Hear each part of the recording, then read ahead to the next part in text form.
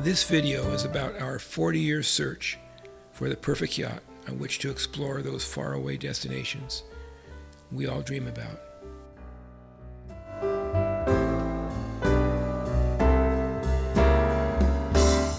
We previously discussed surfing, which is fast as well as great fun.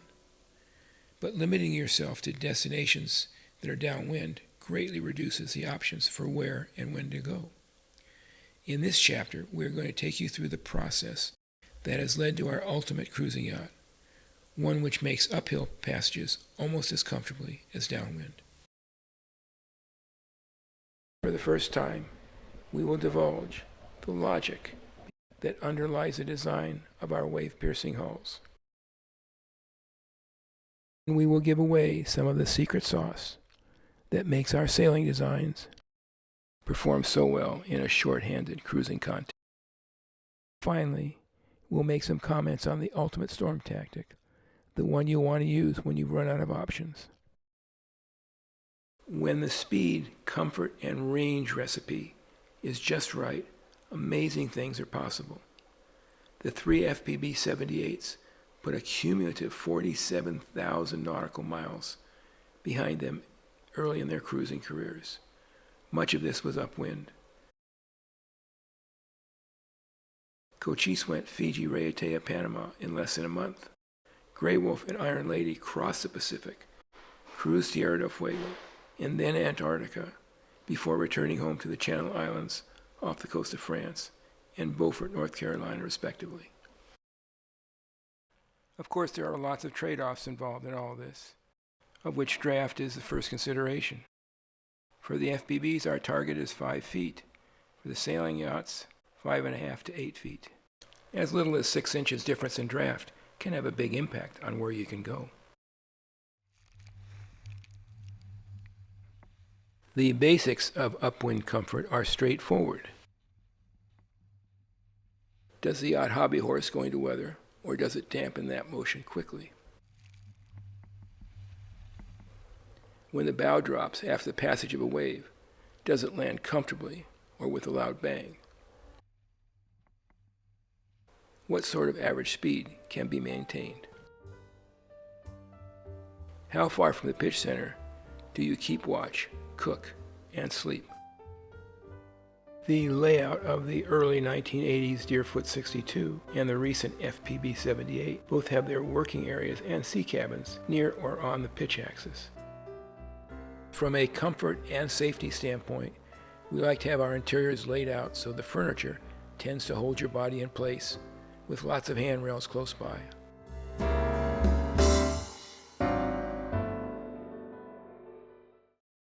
A few real-world examples of what we're talking about. We are aboard the FPB 64 Iron Lady. She is exiting the Whangarei River with a sea stacking up against the outgoing tide. So we have some nice steep waves in which to play. Let's switch to the open ocean now, aboard the FPB 78 Cochise during sea trials.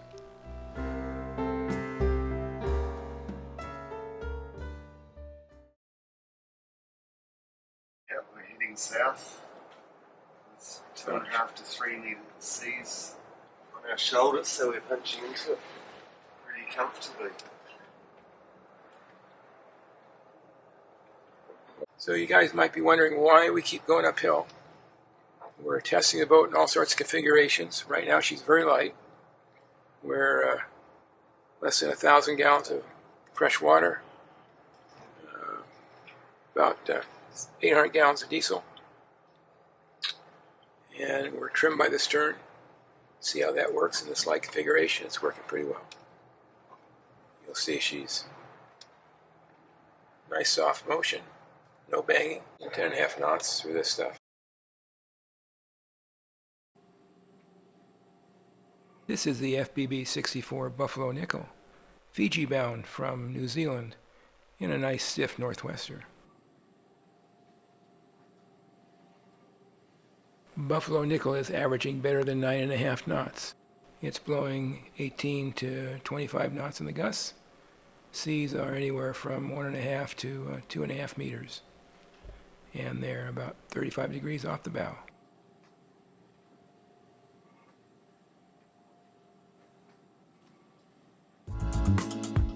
Now a few comments on how we got to the hull shape of the FPB 78, shown here, running uphill from Panama towards Fort Lauderdale.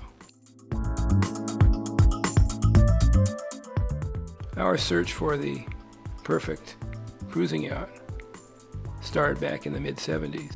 Design of the 38-foot catamaran Beowulf 6. She was the first true wave piercer, and you could drive her leeward hull right through the crest of a wave and wouldn't feel a thing until it hit the main beam. Yet when pressed downwind, as she's shown here, on her way to breaking a 15-year-old elapsed time record, she had no problem keeping her bows up. Although the hydrodynamic needs of a modern cruising yacht are totally different, the goal is still the same. We want to get that bow into the wave uphill far enough so that the lifting forces are minimized.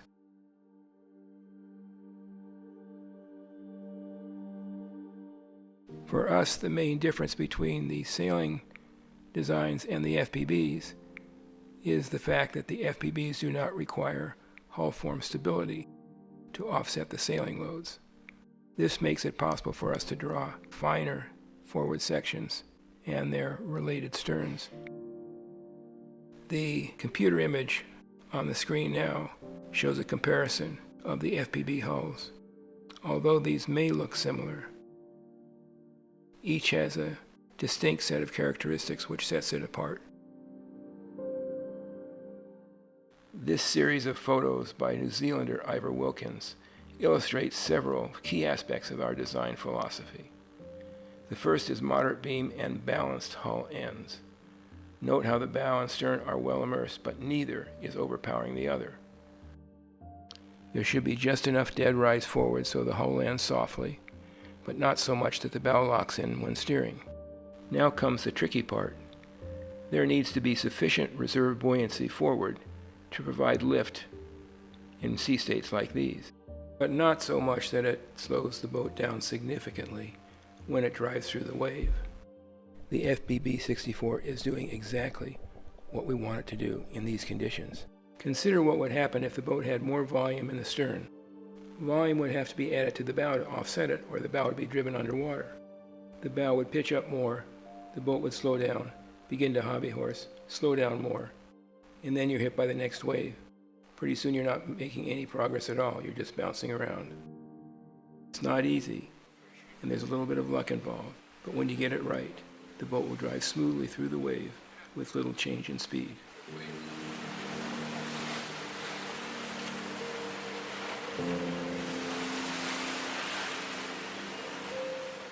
About now, you're probably wondering about the windows. They are sort of large.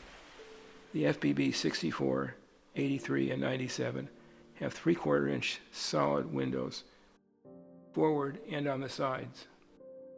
The 78s and 70s, with their even larger window frames, have a laminated glass that's as strong as the topside plating. Although we are set up to carry storm shutters, and the boats are supplied with them, to our knowledge they've never been needed or used. We are often asked how we decide what a hull shape should be like.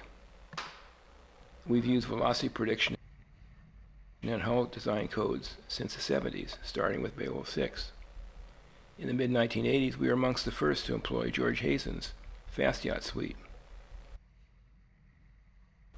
The FPB era began with extensive CFD modeling, tank testing, and BPP work. But in the end, making the right choices comes down to offshore experience and the gut instincts derived therefrom.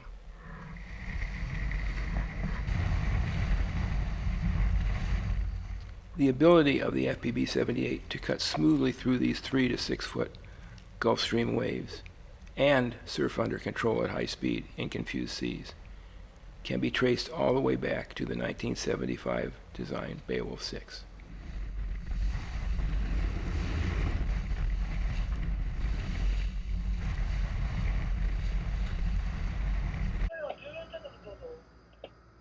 "25 knots of wind right on the nose." FPB 70-1 Buffalo Nickel 2 in the Sea of Japan. The waves are about 5 feet.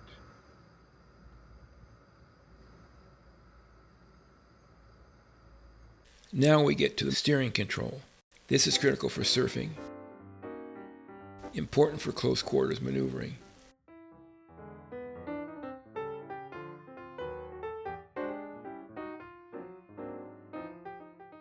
And plays a vital part in heavy weather, particularly upwind where control is exercised at slow speed, making steering even more difficult. For good control, you want a big, efficient rudder close to the prop for powerboats. A fast-acting autopilot with a rate-compensated compass is part of the program. The pilot needs to be smart enough so that it does not oversteer when you're using high gain settings. This is particularly important under sail.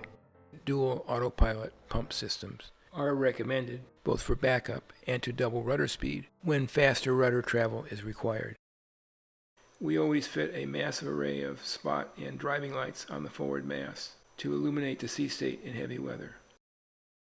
Under normal conditions, it's convenience, but when it's really blowing, absolutely critical. Our sailing designs typically draw between 5.5 and 8 feet of water. By working hard on rig efficiency, we have been able to reduce keel area. If you hold draft constant at the same time, the aspect ratio of the fins improves. Induced drag is geometrically proportional to aspect ratio, so this is a really big deal. There are several concepts we have used to significantly improve performance that can help with other designs as well. Going from a triangular sail to a more efficient distribution of area pays big dividends.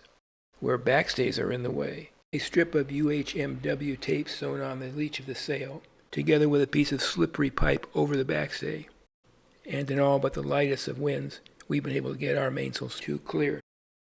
We were sealing our racing cat mainsails to the trampoline by 1970. The partial end plate so created increased effective aspect ratio of the sail, thereby reducing induced drag. But it wasn't until 2002 that we sealed Beowulf 7's main and mizzen.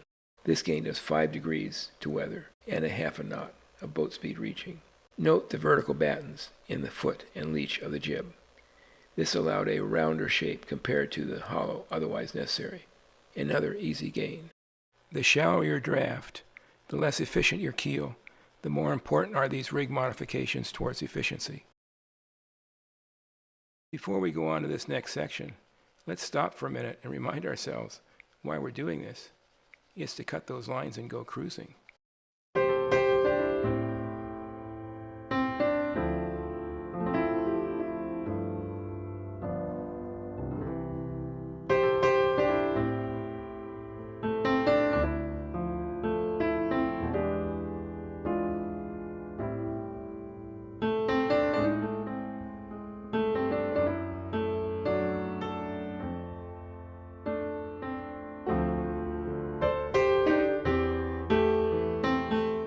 Now we get into the good stuff, how what we've been discussing plays out when you are heading into big seas.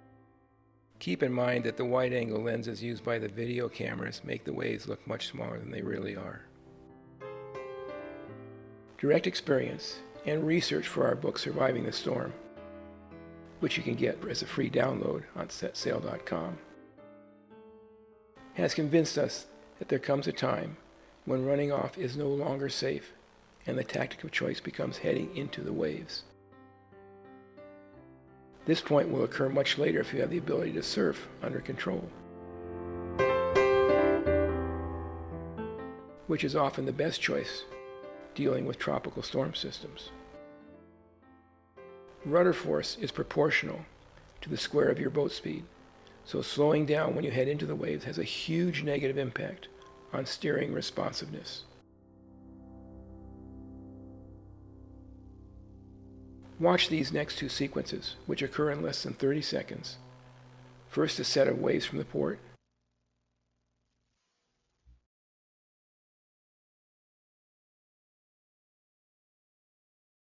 and then another from the starboard, although in this case it wasn't necessary to take corrective action, as both occurred after we'd passed through the area. They could easily have required a 20 to 30 degree course adjustment within a couple of seconds. Of all the reason that responsive steering is at the top of our priority list, this is the most important.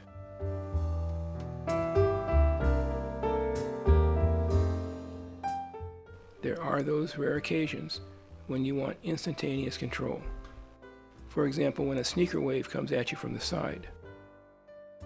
That's what this helm console is all about. We have a autopilot steering control on each corner, in close proximity to the steering hand of each watchkeeper. In the starboard corner on the vertical face is the emergency steering control. One button push, and you have direct control without electronics of the steering system. The FPBs are fitted as standard with safety belts, 2 on each bunk and 1 at each seated position. These hold you in place, allowing your body to relax. And if the boat is popped by an unexpected wave, you'll stay in place. If we were building a sailboat today for serious offshore cruising, we would certainly fit these belts. Let's see how the FPB series prototype Windhorse does going uphill.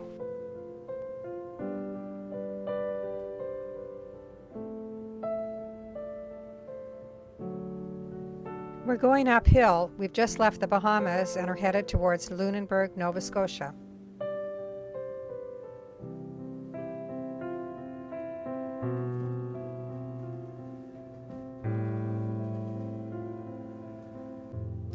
We're in the Gulf Stream. We're averaging about 10 knots in 18 to 20 true on the nose. Watch how easily these seas slide under our stern. That's one of the keys to our soft upwind motion. We're going to spend a couple of minutes and show you how we heave to with the FPBs. It's a technique that we've used for years under sail. It's very common for slowing the boat down or waiting for the weather to change.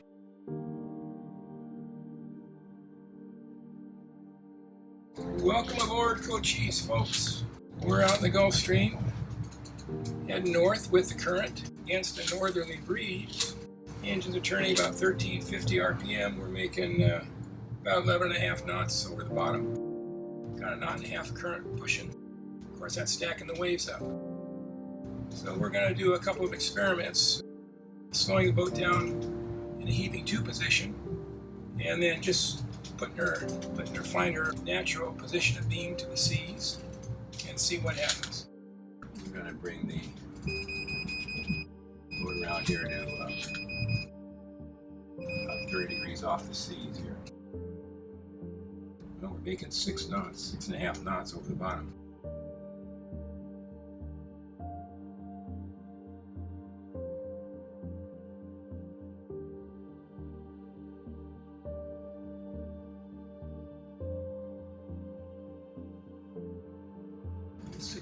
RPM in gear. Pretty comfortable.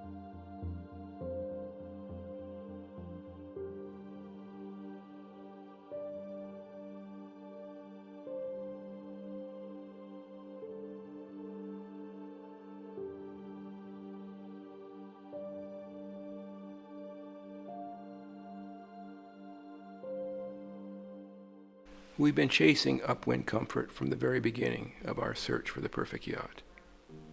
Even so, we were surprised by just how comfortable the FPB 83 Windhorse proved to be, to the point where we put many more miles on her per year than any of our long-legged sailboats. Faced with leaving Windhorse for a few weeks in Hawaii while flying to the coast for a friend's wedding, or bringing Windhorse 2,000 nautical miles dead to weather, we chose the latter without hesitation. The combination of northeast 20 to 35 knots with a crossing northwest swell was by far the worst long passage sea state we have ever encountered. 9 days after leaving Hawaii, we were in the lee of the Channel Islands.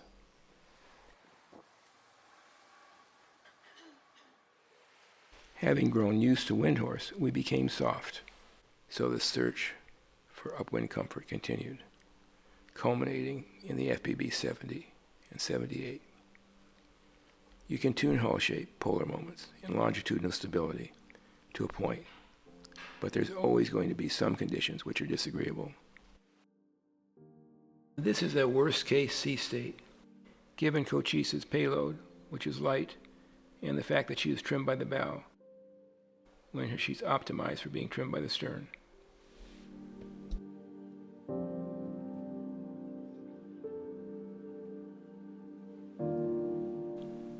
After an experience like this, even though we're on board, we'll come back and study the videos in slow motion and freeze frame.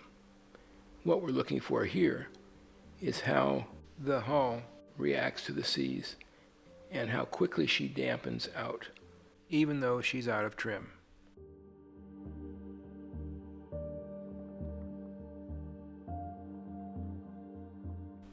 There's always something new to learn.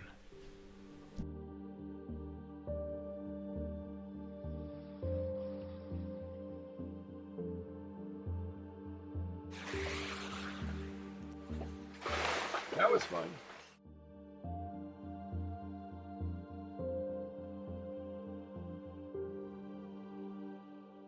We want to end this chapter putting the subject of upwind capability into perspective. We have concentrated on dealing with adverse conditions because these experiences are what often dominate memories and so tend to hold everyone back, ourselves included, from what otherwise would be wonderful destinations. Upwind efficiency, coupled with fast average speed, works synergistically to reduce exposure to the very sea states about which we have been discussing. FPB 78-1 Cochise's backward passage from Fiji to Panama against the prevailing winds and current was a spur-of-the-moment decision at dinner one evening based on the knowledge that the trip would be enjoyable. The only stops we made were 4 days in Raiatea in French Polynesia for diesel fuel and some fresh baguettes, and then a day in Fatuhiva to pick up some pamplemousse, not because we were in a hurry, but because we enjoyed being at sea as much as or more than being at anchor. It was done quickly and so comfortably that we arrived in Panama well rested, relaxed, and ready for the next leg. You cannot ask for more than that. If you enjoyed this, we have a series of new videos coming out in the next month, so hit the subscribe button if you'd like to be kept up to date, and visit setsail.com for all sorts of details on the various designs and several thousand posts on the science of cruising. Thanks for coming out with us today. We'll see you out there.